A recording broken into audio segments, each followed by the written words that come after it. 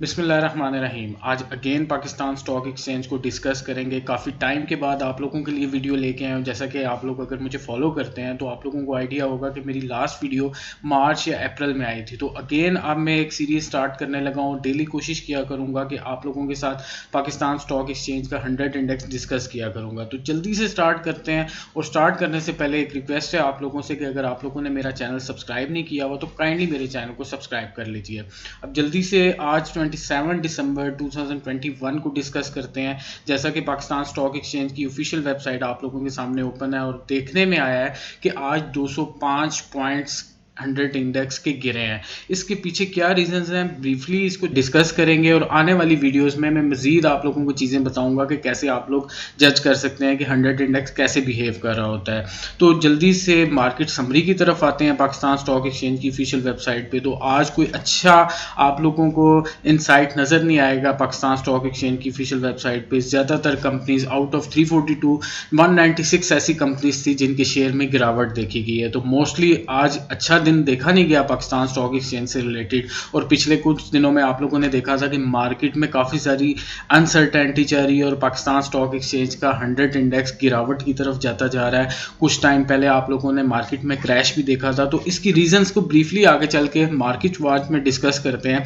तो Pakistan stock exchange का market watch हमेशा मैं आप लोगों के साथ शेयर करता हुआ आया हूँ। एक्सप्रेस ट्राइब्यून में ये हमेशा जिस टाइम मार्केट क्लोज होती है मैं इसको पढ़ के आप लोगों के साथ डिस्कस करता होता था और इंशाल्लाह आने वाले दिनों में भी आप लोगों के साथ ऐसे डिस्कस किया करूंगा। तो जल्दी से इसको देख लेते हैं। तो आज पाकिस्तान स्टॉक एक्सचेंज में जो गिरावट आई है वॉल्यूम्स की वो बहुत बड़ी फिगर है, क्योंकि फ्राइडे की कंपैरिजन में जो शेयर्स के जो वॉल्यूम है वो काफ़ी ज़्यादा गिरे हैं। अगर फ्राइडे की बात की जाए तो 223.4 मिलियन के शेयर ट्रेड हुए थे पाकिस्तान स्टॉक एक्सचेंज में और आज मंडे के दिन 27 दिसंबर को 114 मिलियन के शेयर ट्रेड हुए हैं। इट्स मीन के 100 मिलियन की गिरावट देखी गई है।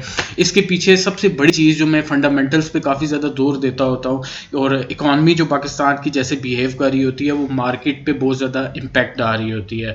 तो मैं ज़्यादा कोशिश करता हूँ कि आप लोगों को कंपनीज़ के फंडामेंटल्स के बारे में बताऊँ और कंपनीज़ जो हिट हो रही होती हैं, जो रिलेटेड न्यूज़ होती है, जो सेक्टर में जो कंपनी लाइक आ रही होती है उस सेक्टर की अगर बैड न्यूज़ या गुड न्यूज़ आती है वो आप लोगों के साथ टाइमली शेयर करता रहा हूँ। आप लोगों को उम्मीद है कि उससे भी फ़ायदा हुआ होगा। जैसा कि मैंने प्रीवियस वीडियोज़ में कोरोना वायरस का जब पेंडेमिक चल रहा था, काफ़ी पीक पे था, उस टाइम जिस टाइम टेक्सटाइल सेक्टर पे बूम आया था और सीमेंट सेक्टर में काफ़ी ज़्यादा बूम आया था, उसके पीछे क्या रीजंस थी मैंने आप लोगों को डिस्क्राइब की थी।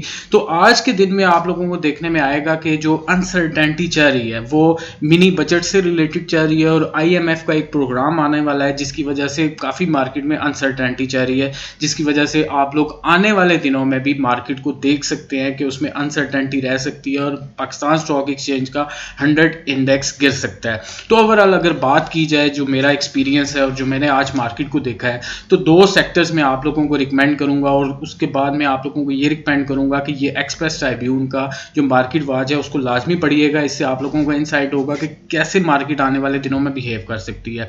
तो जैसा कि आप लोगों को पता है कि पाकिस्तान का जो टेक्सटाइल सेक्टर है वो काफ़ी टाइम से एक अच्छा बिहेव कर रहा है। फिर उसके बाद जो सीमेंट सेक्टर है, ये दो ऐसे सेक्टर्स हैं जिसमें इन्वेस्टर्स रह के अच्छे पैसे कमा सकते हैं क्योंकि गवर्नमेंट इस पे एफर्ट कर रही है। टेक्सटाइल के बहुत अच्छे ऑर्डर्स आ रहे हैं। बांग्लादेश और पाकिस्तान के जो ऑर्डर्स हैं काफ़ी ज़्यादा बड़े हैं क्योंकि ओमिक्रॉन जब नया वायरस आ रहा है उसकी वजह से भी पिछले दिनों अनसर्टेनिटी थी। इंडिया में काफ़ी ज़्यादा केसेस इंक्रीज होना शुरू हो गए थे, तो पाकिस्तान को एक अच्छे ऑर्डर्स मिल रहे थे अमेरिका की तरफ से। तो मैं दो सेक्टर्स आप लोगों को रिकमेंड करूँगा आने वाले दिनों में, उसमें थोड़ा सा आप वेट कीजिए। अगर उनमें थोड़ी सी गिरावट आती है, सीमेंट सेक्टर और टेक्सटाइल सेक्टर्स के, ये दो ऐसे सेक्टर्स हैं जो आप लोगों को फ्यूचर में भी अच्छा प्रॉफिट दे सकते हैं और शॉर्ट टर्म में भी अच्छा प्रॉफिट दे सकते हैं। आपको डिविडेंड्स अच्छे मिल सकते हैं दोनों सेक्टर्स की कंपनी से। और ये दो ऐसे सेक्टर्स हैं जिनमें रह के आप लोग काम कर सकते हैं क्योंकि बाकी सेक्टर्स में काफ़ी ज़्यादा अनसर्टेनिटी चल रही है। और अभी फ़िलहाल के लिए मैं आप लोगों को यही रिकमेंड करूँगा कि आने वाले दिनों में थोड़ा सा रुक जाइए। अगर आप लोगों ने इन्वेस्टमेंट का इरादा बनाया हुआ है तो कुछ दिनों के लिए रुक जाइए, अपनी कैश को अपने पास रखिए उसको इन्वेस्ट ना कीजिए, क्योंकि मार्केट मज़ीद गिर सकती है मिनी बजट के आने तक और IMF के प्रोग्राम तक। तो ये दो चीज़ें जो अनसर्टेनिटी जा रही हैं मार्केट में, इस पे वेट कीजिए और उसके बाद इन्वेस्ट कीजिए। तो आगे चल के डिटेल में जो आने वाली कल की मेरी वीडियोस होंगी, या जो आने वाली एक सीरीज़ में स्टार्ट करने लगा हूँ पाकिस्तान स्टॉक एक्सचेंज पे, क्योंकि काफ़ी सारे लोग इसमें इन्वेस्ट करना चाहते हैं लेकिन अनफॉर्चुनेटली लैक ऑफ इंफॉर्मेशन की वजह से इन्वेस्ट नहीं कर सकते। तो उन लोगों को मैं काफ़ी सारी चीज़ें बताया करूँगा कि किस तरह से वो खुद से मार्केट को प्रिडिक्ट कर सकते हैं। खाली टेक्निकल एनालिसिस काफ़ी नहीं होता, उसके साथ साथ काफ़ी सारी आपको न्यूज़ देखनी पड़ती हैं, कंपनीज़ के फंडामेंटल्स देखने पड़ते हैं, जिस पे काफ़ी सारी चीज़ें रिलाई कर रही होती हैं। तो ये एक्सप्रेस ट्रिब्यून का मार्केट वॉच बहुत ही ज़्यादा इंपॉर्टेंट है, जो आप लोगों को एक जजमेंट देता है कि आने वाले दिनों में मार्केट कैसी हो सकती है। इसको ज़रूर पढ़िएगा, आप लोगों को ज़रूर फ़ायदा होगा। तो इंशाल्लाह कल से एक सीरीज़ जो स्टार्ट करूँगा उसमें मैं डिटेल में आप लोगों के साथ इकॉनमी की न्यूज़ भी शेयर किया करूँगा। तो देखते रहिए मेरे चैनल को। इंशाल्लाह मिलते हैं नेक्स्ट वीडियो में। अल्लाह हाफिज़।